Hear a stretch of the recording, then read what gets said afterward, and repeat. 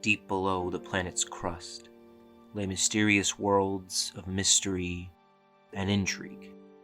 From sprawling cities to poisonous swamps, the worlds below fill themselves with gems and relics.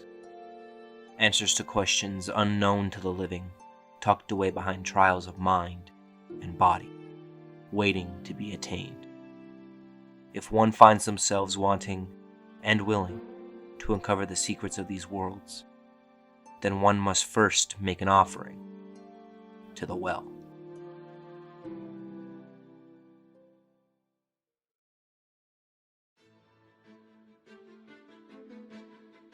To the untrained eye, Hollow Knight is a Souls-like Metroidvania with a main focus of intriguing and difficult combat. And that's not technically wrong. Hollow Knight has some of the most interesting combat I've ever seen in a video game. Now, I'm not talking about the combat system itself. The system itself is fairly simplistic in nature. You can swing your sword, cast a couple spells, dash side to side, and that's about it. And I also think that's actually the perfect amount of moves for Hollow Knight. A simple combat system given to the player to not overwhelm them with having to memorize combo moves or a complex movement system, so the player understands their capabilities and becomes very comfortable with them from the very beginning. Making the player's combat system incredibly simple and easy to master from the jump also allows for Hollow Knight's enemies to be, well... Oh my god, please, no, leave me alone! Oh my god, please! Because the player's abilities are so simple, you don't have to worry about anything other than finding the vulnerabilities in the enemy's movesets. That's where the Dark Souls inspiration comes into play. Challenging fights which boil down to basically pattern recognition. Toward the beginning of the game, most of the bosses are incredibly easy to defeat. Their tails are easy to spot, there's a good amount of time between attacks to heal, and you're not really doing too much. But as you progress through the game, the enemies only get more complex. You start to only have a split second before attacks, you're given far less breathing room to reassess, and are forced to take more chances, leading to death upon death upon death, until, eventually...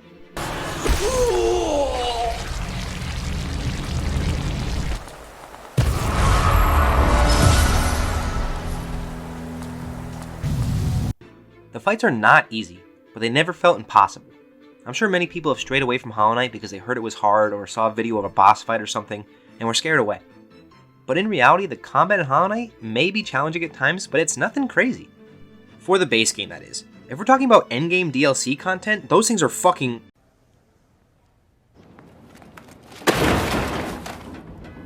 But even in some of my hardest fights, I only died a handful of times before eventually claiming victory. You see, the real challenge in Hollow Knight is not the fighting, it's survival. Everything in Hollow Knight is trying to kill you, including the environment sometimes. Oh, we meet again, Floor. Your dastardly tactics won't fool me this time. Have at thee! So if you're gonna get those dollar bills back to the surface, you're gonna need to know how to survive. And sometimes that means running away like the little bitch you are. When everything has the ability to kill you, fighting is not always an option. So you better figure out the best escape route, or you're dead meat, fucko. And that's where Hollow Knight's biggest strength comes into play. Exploration. The game takes place in the setting of Hallownest, a large and expansive series of tunnels that at first can be very overwhelming. At the beginning, you're cast into the world and told to dig with no idea, a direction, or purpose. I'm sure a ton of people quit playing Hollow Knight for this very reason, and I don't really blame them. It's very easy to feel completely lost in this world. But if you just push a little further and dig a little deeper, eventually you stumble upon this funny little map maker and the world begins to feel less daunting.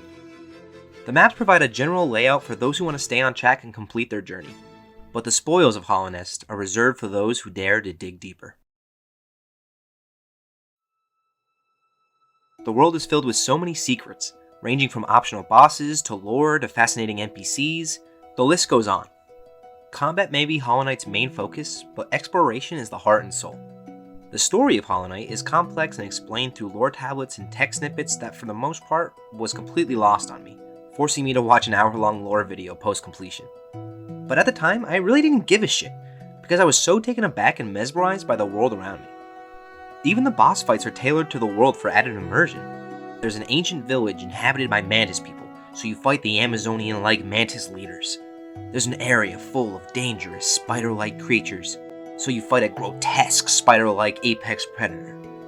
There's a maze-like sewer system below the sprawling city, so you fight a man covered in shit. Each area of the game has its own unique feel and spectacular immersion, and the way each of these drastically different areas blends together to create one cohesive world full of life and spectacle leads to something that is just as much art as it is a video game. And exploring this world was by far the most entertaining part. I don't think I could say enough about how much Hollow Knight truly has to offer. Hollow Knight is a AAA game with a $15 price tag. Between the beautiful hand-drawn art style, the tantalizing combat, and the overall amazing immersive experience the game provides the player, Hollow Knight is a 10 out of 10 video game and makes me absolutely rock hard.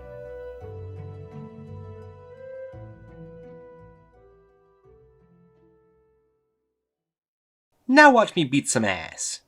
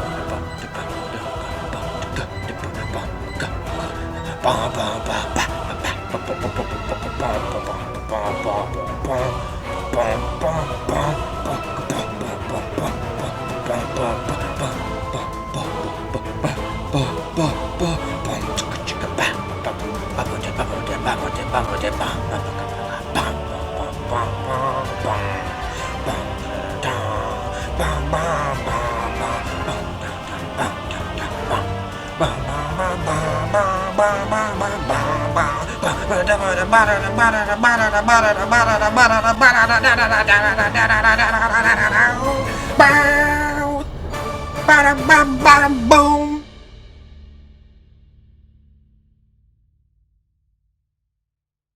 You go, girl.